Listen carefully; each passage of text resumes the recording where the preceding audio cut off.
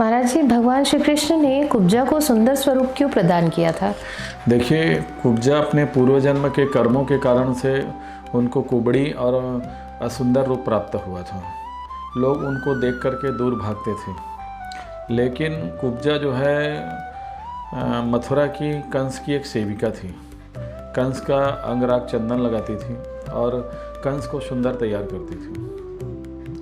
मैं तो ये मानना चाहूँगा कि उस समय वो कुब्जा मोबाइल पार्लर थी, उस समय की भाषा में कि चलता फिरता मोबाइल पार्लर था। और जब वो चंदन का पात्र लेकर के आ रही थी कुब्जा, तो भगवान देखे वो उसके पात्र से सुगंध आ रहा था। भगवान को मालूम पड़ गया, अरे खुद तो सजाने जा रही है लेकिन देखो इनके शरीर कैसे बेमौल है, बेढंगे हैं और मैले कुचैले कपड़े पहनी हैं और 3 अंगों से कुबड़ी है।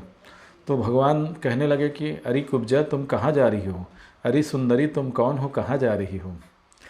तो वो कुब्जा अबाक रह गई। बोले, ऐसा कौन पुरुष है जिसने मुझे आज तक कभी किसी ने सुंदरी नहीं कहा था, लेकिन ये मुझे सुंदरी कह रहा है।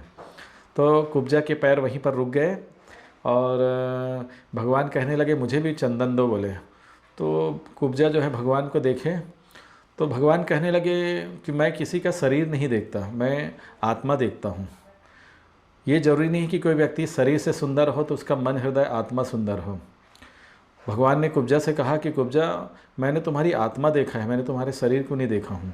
क्योंकि किसी को सुंदरता और कुरूपता पूर्व जन्म के प्रारब्ध कर्म से प्राप्त होता है। पूर्व जन्म के अच्छे कर्म के कारण उसे सुंदर रूप की प्राप्ति होती है और पूर्व जन्म के बुरे कर्म के कारण उसको कुरूपता की प्राप्ति होती है।